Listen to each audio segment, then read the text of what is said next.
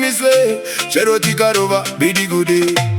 Pidigu Dhi, Pidigu Dhi, famba uchipenya. Pidigu Dhi, Pidigu Dhi, hapana nokumisa.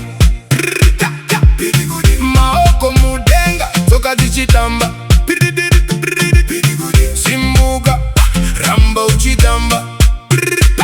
Pidigu Dhi, Pidigu Dhi, famba uchipenya. Pidigu Dhi, Pidigu Dhi, Pidigu Dhi, hapana nokumisa. Pidigu Dhi, maoko mudenga toka tichitamba. Pidigu Dhi, simbuka ramba uchitamba. Napenda sen munu weso tarisa. Confidence yangu haigoni kudzikiswa. Mabasa chirova moyo chiswetuka. Kana ndichifamba vanhu vese vochinira. Vakomana nevakadzinga vapinde mudariro.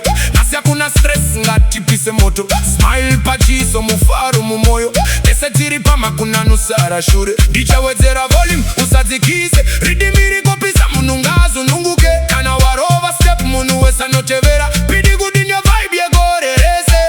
Pidigu Dhi, famba uchipenya. Pidigu Dhi, Pidigu Dhi, Pidigu Dhi, hapana nokumisa. Pidigu Dhi, maoko mudenga toka tichitamba. Pidigu Dhi, simuka ramba uchitamba. Pidigu Dhi, famba uchipenya. Pidigu Dhi, Pidigu Dhi, Pidigu Dhi, hapana nokumisa. Pidigu Dhi, maoko mudenga toka tichitamba. Pidigu Dhi, simuka ramba uchitamba.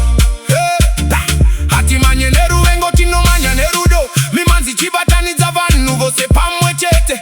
Kuva kumbare kushika kubulawayo. Pidigu biriri kurira pose pose. Tikangopinda pati vanhu vanomuka. Mhepo yemufaru ichizadza nzvimbo. Nasi tinopembera kushika kwaedza. Dansa ndiyo mutauro wedu.